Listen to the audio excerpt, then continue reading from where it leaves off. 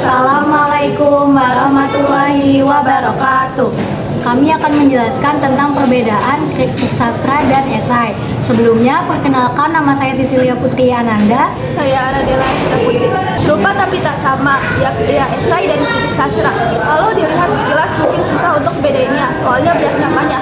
Sama-sama berisi pendapat dan argumen, pakai pendapatan yang jelas dan faktual, serta pernyataan yang diungkapkan harus bisa dipercaya dan dibuktikan kebenarannya. Tapi dua teks ini sebenarnya ada bedanya. Apa saja sih perbedaan di antara mereka?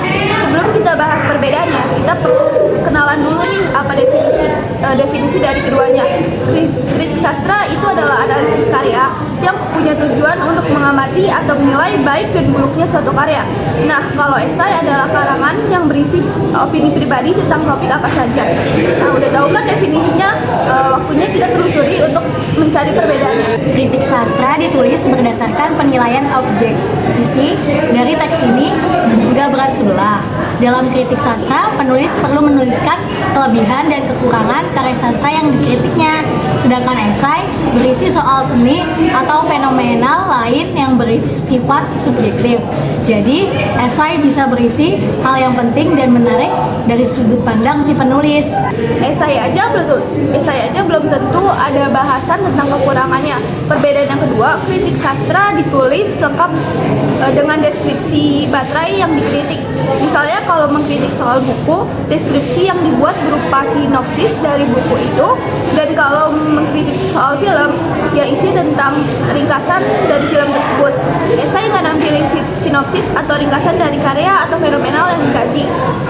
Selain itu, kritik sastra juga memasukkan data objektif berupa kutipan sebagai pelengkap.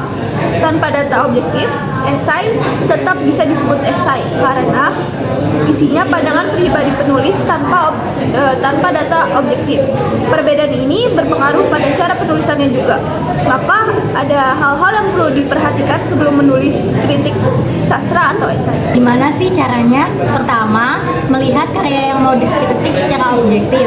Ini berlaku untuk menulis kritik sastra, nggak semua yang bagus atau jelek.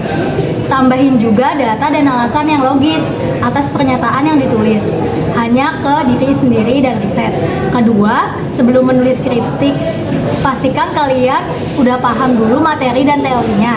Jangan sampai nulis asal-asalan. Sementara esai, nggak perlu kajian teori karena esai itu pendapat pribadi. Ketiga, pastikan kita membahas karya yang dikritik secara menyeluruh.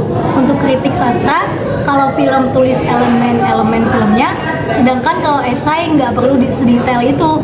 Bahas aja hal yang menurut kalian penting, misalnya mau bahas fenomena TikTok di kalangan remaja, nggak perlu cari sejarahnya. Contoh kritik sastra yaitu pada novel Sang Pemimpin karya Andrea Hirata.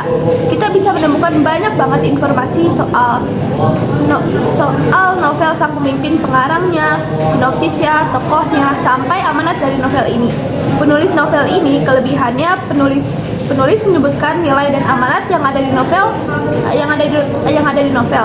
Kekurangannya novel ini sulit dibaca karena banyak bahasa daerahnya. Penulis ini tidak menjelaskan fenomena kecanduan ini secara menyeluruh, ngejelasin segala hal yang dibahaslah. Hal yang menarik buat si penulis di sini dibahas tentang dampak positif dan negatif dari media sosial. Nah, kalau kalian baca lebih lanjut, seluruh teks ini berisi pendapat pribadi penulisnya aja. Dampak positif dan negatif yang dijelasin pun bisa jadi hasil pengamatan si penulis. Jadi kalau kita dikasih dua teks yang serupa tapi nggak sama, tadi udah bisa bedain dong. Dan kalau udah paham bedanya, bisa juga deh nulis kritik dan esai. Sekian video dari kami, kurang lebihnya mohon maaf. Wassalamualaikum warahmatullahi wabarakatuh.